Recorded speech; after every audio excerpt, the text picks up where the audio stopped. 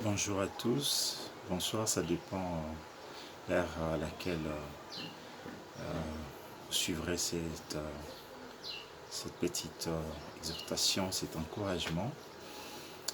Vous savez, dans le moment difficile de la vie, la chose la plus importante, ce n'est pas ce qui se passe ou dans quoi tu es en train de faire face, mais c'est de découvrir quelle est ta nature, qui tu es réellement, le vrai de soi. Vous voyez, le vrai de soi, c'est ce qui compte plus lorsqu'on est dans une situation de crise, mais aussi dans une situation dans laquelle on ne sait encore voir l'issue des sorties.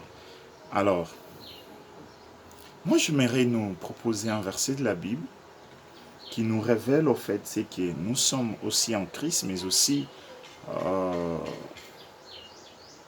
qu'est-ce que Dieu manifeste au travers de nous.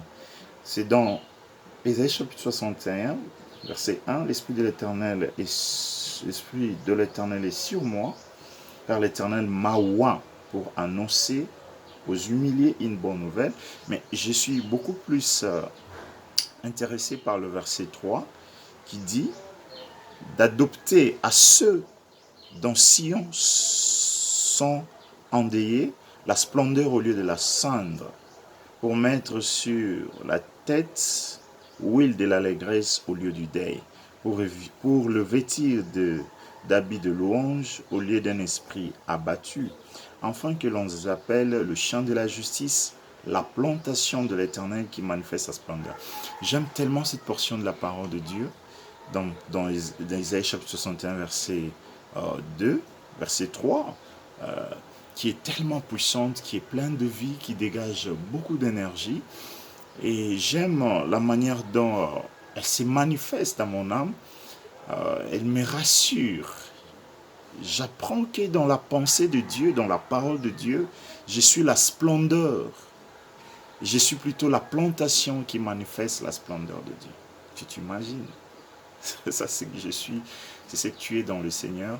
Et j'aimerais nous dire, à cause de ce que nous sommes, soyons rassurés. Soyons rassurés parce que celui qui a fait de nous sa plantation n'investit pas dans les néants, n'investit pas pour perdre. Le Seigneur qui a investi en nous, qui a fait de nous sa plantation, qui doit manifester sa splendeur, qui doit manifester Christ, qui doit manifester sa gloire, est fidèle. Et vous savez une chose, le Seigneur cache les choses dans le temps.